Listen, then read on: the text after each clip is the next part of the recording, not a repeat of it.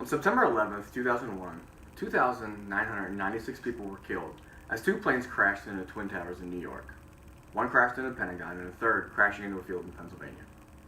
Almost immediately afterwards, the U.S. sought revenge for the attacks on that day, launching us into numerous wars and conflicts that continue to this day.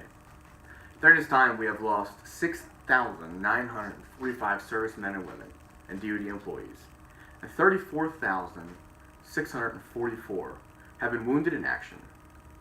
This year, Congress passed the National Defense Authorization Act, NDAA, with a price tag of a whopping $677 billion.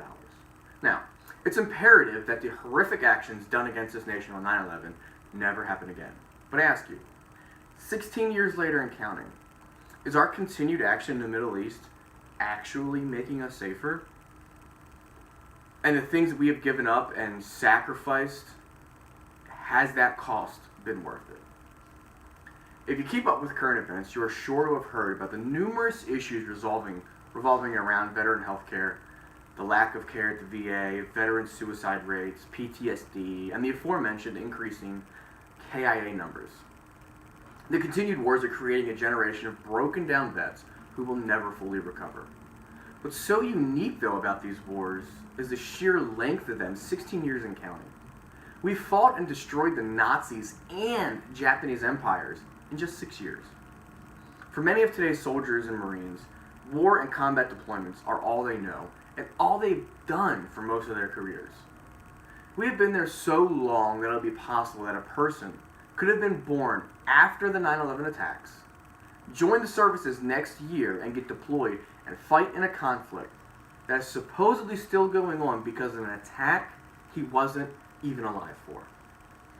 If you've never done it before, I encourage you to take the time to spend with wounded vet organizations. See the impact firsthand that these wars are having and ask yourself, has it all been worth it? But for the majority of Americans, they are completely disconnected from the direct impacts of combat. However, these wars have actually impacted not only those serving, but every American has felt the economic impact that these wars have caused. As someone personally who identifies as a libertarian, I believe in a very limited government. This is a huge area that I take up issue with those of the conservative persuasion, those who are on the right wing of politics. Most of them claim to be in support of a small, limited government and fiscal responsibility, but I challenge that because they seemingly blindly support the most expensive and largest part of our massive government, which is the military-industrial complex. As I said, Congress just passed $677 billion NDAA bill this year.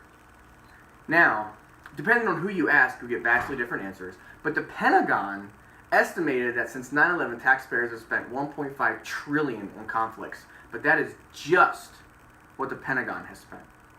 Brown University did a study recently that shows total spending from the Pentagon, Department of Homeland Security, Veteran Affairs, and the State Department for efforts on the war on terror have combined cost taxpayers over $5.6 trillion to $23,000 per taxpayer. How is it that we're in $20 trillion in national debt, yet small government conservatives continue to support these massive war expenses? Imagine if a large portion of that money that we have spent stayed in our pockets and actually went toward economic growth. Now, America has been blessed. In that since the Civil War, we have not seen combat take place within our borders. The impacts we have felt been largely through the sacrifices made by those directly serving and the economic effects that we have felt. However, our home front has been physically left unharmed. But for those living in the Middle East, their story is vastly different. Not only have they been hit by horrific conflict for decades, they have been impacted by U.S.-led diplomatic actions in their countries, going back as far as the 1950s. Looking into the history of U.S. diplomacy, you'll find a timeline of complete inconsistency. You start to piece together the resulting blowback from our actions. So let's start in 1951. Iranian parliament has just nationalized the British Anglo-Iranian Oil Company. As you can imagine, the U.S. is not so happy about that. So what do? In 1953, the U.S. moves in and the CIA overthrows Iran's democratically elected government and installs our own puppet regime, placing the Shah in power. Now, I'm sure you're familiar with the Iranian hostage crisis in 1981. Think there's possibly a chance that they overtook our embassy in Tehran because the Iranian people were living under a regime they did not support? Now, the 1970s and 80s was a very pivotal point in U.S. foreign relations. As the Cold War was coming to an end, the main goal of U.S. foreign relations was to prevent the spread of Soviet power and influence. In Afghanistan, a coup was rising in the 70s, and eventually they overthrew the monarch, installing the Stalinist People's Democratic Party.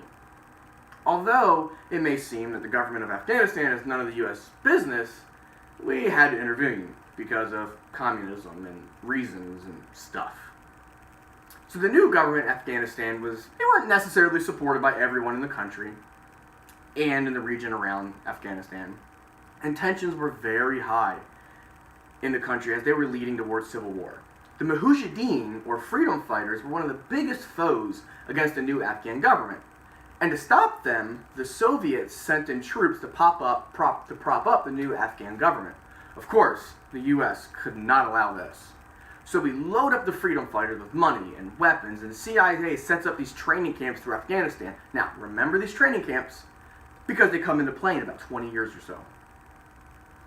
There's one prominent general fighting within the Mujahideen. His name is none other than Osama bin Laden.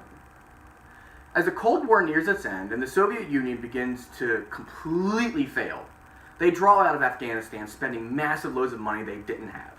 The U.S. looks at this as a win, and we also pull back our involvement, leaving the Civil War still unresolved to this day. The Mujahideen continued to fight the Afghan government, but even within the rebel forces, there was conflict and tension. The Mujahideen eventually split, and out of it, Osama bin Laden creates the Al-Qaeda. Going back to Iran, in 1979, the Shah is overthrown. Tensions over border disputes between Iraq and Iran boil over as Iraq invades Afghanistan. At this time, both regimes were not in great terms with the U.S., but we, for more reasons and stuff, decide Iraq is the lesser of two evils. We take Iraq off the list of terror supporters, and through the entire decade of the 80s, we provide Iraq with billions of dollars in financial aid and heavy arms.